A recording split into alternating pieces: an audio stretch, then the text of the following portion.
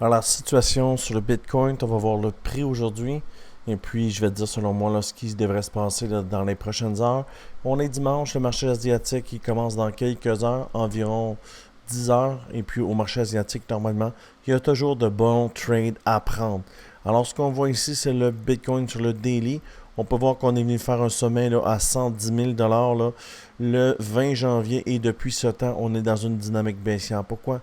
Mais on vient ici, on pull back sur le milieu de l'indicateur Crypto-Québec, on retente, on n'est pas capable de venir casser le haut. L'indicateur nous le montre ici, là, ça devient le range, ok? C'est le point à atteindre. Et là, on n'est pas capable de casser le haut, alors on descend plus bas, et quand on retente pour venir faire un plus haut, pour venir égal à ça, ben on n'est même pas capable. Tu vois, ici, c'est le milieu du channel de l'indicateur, et évidemment, là, quand on vient ici, ça devient une excellente zone de short. Et là, boing, on descend, on revient. Tu vois ici le Fair Value Gap. Il est indiqué là, sur l'indicateur Crypto-Québec. Dès qu'on rentre dans cette zone-là, c'est une zone dangereuse là, pour la continuation baissière. C'est exactement ce qui s'est passé. Vecteur boing. On revient encore une autre fois pour ceux qui n'ont pas eu le temps de prendre le short. Moi, j'ai shorté le Bitcoin. Et pour ceux qui n'ont pas eu le temps de le reprendre, tu tombes encore dans cette zone ici, là, et on short encore le Bitcoin pour descendre plus bas. Alors, on fait des hauts toujours plus bas et des bas toujours plus bas. La zone, mon indicateur le montre, là, la zone là, qui devrait revenir pour faire un rebond, repartir vers la hausse, là, c'est la zone entre 70 000 et 74 300. C'est la prochaine arrêt. Est-ce qu'on va déjà venir monter plus haut pour prendre un short? C'est ce qu'on va voir dans cette vidéo. Alors, si on descend sur le 4 heures, on va avoir une bonne idée. On va zoomer comme ça. Et sur le 4 heures, là, la zone intéressante de short, elle est où? Elle est ici. Tu vois ici, il y a un fair value gap. Et quand on vient dans cette zone-là, boing, ça short. Ça va où? Ça va jusque sur l'indicateur. Alors, si on revient dans cette zone, ça va être une excellente zone de short. Et le mieux, ce qu'il faudrait qu'il arrive, là, c'est de prendre les stops qui sont là. Tous les gens qui ont stop, qui ont shorté le Bitcoin, si on pourrait prendre leur stop, ici, exemple, venir à 85 275 et plus, puis ça, on pourrait peut-être être sur le point de fermer le gap pour repartir vraiment plus bas. Et le plus bas ici, mon indicateur me le dit ici, 78 319 ou 76 623. Ça serait les prochains bas selon mon indicateur Crypto-Québec. Alors, qu'est-ce qui pourrait être plausible pour le marché asiatique? Ça serait de long. Là, présentement, je long le BNX. Je suis rentré quand même assez bas sur le BNX. Je vais te le montrer ici. Je suis rentré ici au break of structure. Présentement, je suis en 5X, rien de gros agressif. Je suis monté, tu vois, en 5X 25%, je suis redescendu, je suis encore sur le trade. Présentement, j'ai 75% de fait sur le BNX. Et où on a breaké exactement où l'indicateur Crypto Québec dit. Mais je pense que c'est pas terminé. Pourquoi? Mais je regarde le Bitcoin avant de short ou de long un meme coin ou un token de Beep. Un pas bon token. Je regarde ce qui se passe ici sur le marché. Moi, je pense que le Bitcoin va revenir tester cette zone-là. Alors, je ne vais pas rester sur le hold en attendant. Moi, je suis une personne active, je trade. Alors, on a une vecteur sur le 4 heures.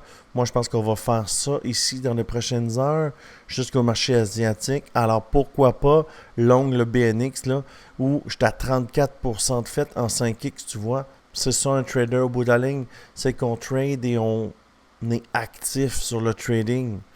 Alors, le Bitcoin qui est sur une vecteur verte, moi, toutes les vecteurs, je les trade. Et là, évidemment, je ne peux pas trade le Bitcoin. Il n'y a pas de volatilité. Tu vois combien de pourcents on va gagner ici? On va gagner 2%. Regarde le BNX, 33%. C'est-tu cool ou c'est pas cool, la technique Crypto-Québec? Et là, ça monte encore.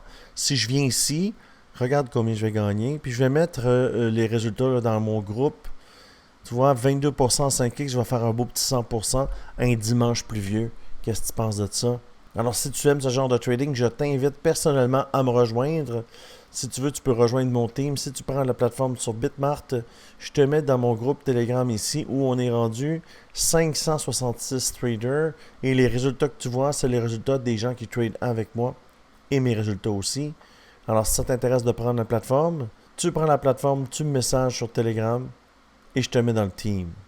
Retournons sur le Bitcoin. Alors, le BNX, c'est cool. Maintenant, qu'est-ce qui se passe là, pour le Bitcoin? Comme je vous dis, pour le marché asiatique, je pense qu'on va venir ici et rendu là, il va y avoir une décision. La seule façon de casser cette mèche-là ici pour aller fermer le CME Gap, OK? Ça, c'est le CME Gap de la semaine passée. Pour venir le fermer, le CME Gap, il faudrait monter ici à cette résistance. Et pour fermer le gap de cette semaine, parce que là, on est au-dessus du gap, on pourrait revenir faire un plus bas. Peut-être ici, ou même ici, un peu plus bas.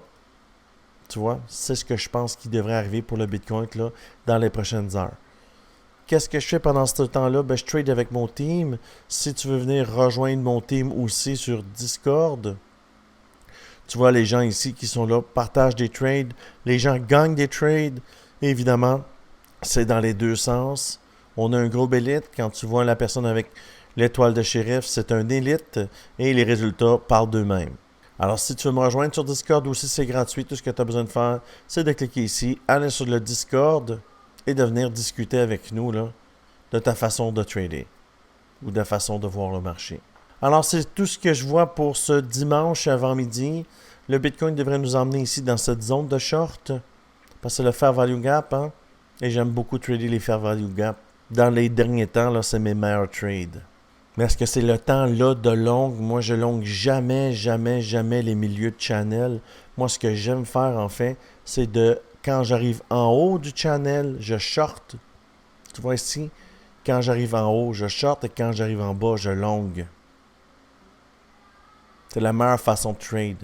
Alors, si on vient ici sur cette mèche-là, vous savez que sur un plus gros time frame, on tombe dans le Fair Value Gap 4 heures et ça va être un excellent endroit pour short. Ne prenez jamais de trade sur le milieu du channel. C'est pas une bonne idée. Tu n'as pas de direction claire. Alors, quand tu arrives en haut, tu surveilles le short.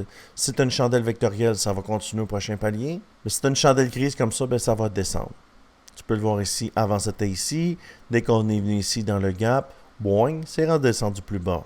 Alors, ça fait le tour de cette mise à jour pour le Bitcoin. Si tu aimes ce genre de vidéo, je t'invite à t'abonner à la chaîne. Je fais des vidéos tous les jours là, sur les trades que je prends et sur les nouvelles du marché. Je te dis merci beaucoup et à bientôt.